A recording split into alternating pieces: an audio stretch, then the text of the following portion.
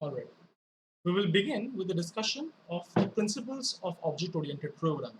Now, the first principle that we're going to begin on is class. Now, to better understand what a class is, it's always good to start with the help of an example. So the example that I'm taking here is of a TV.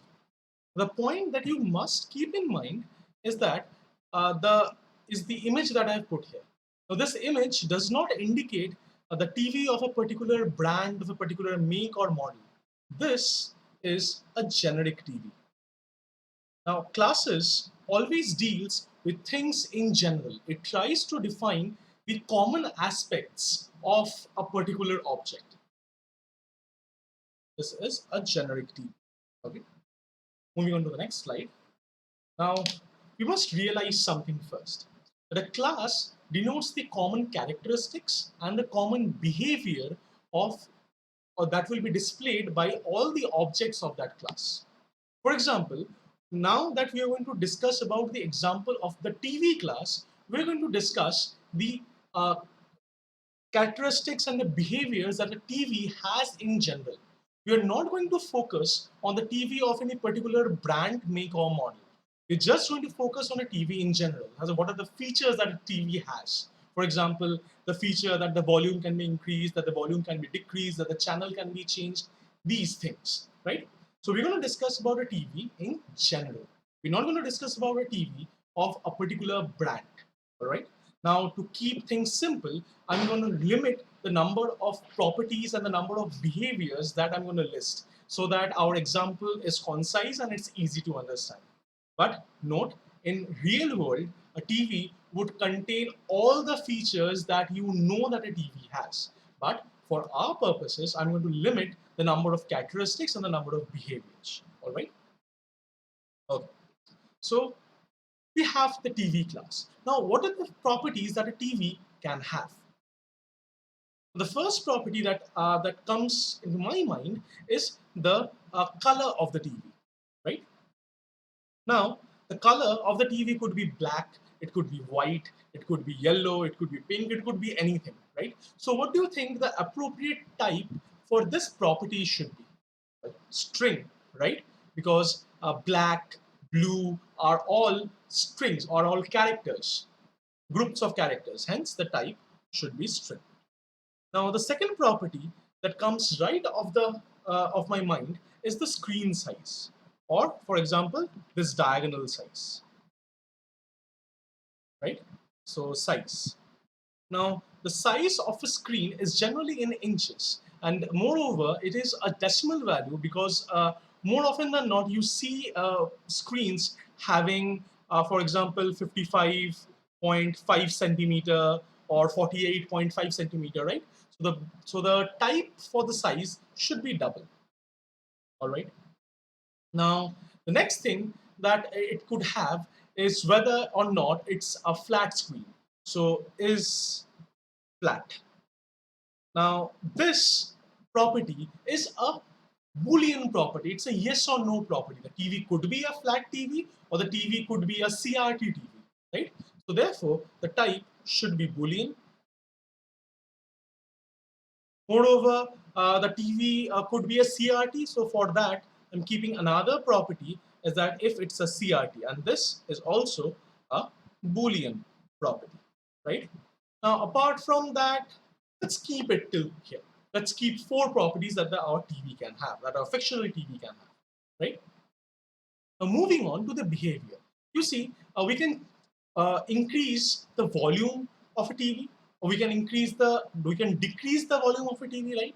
So the behavior that this TV can show is volume up.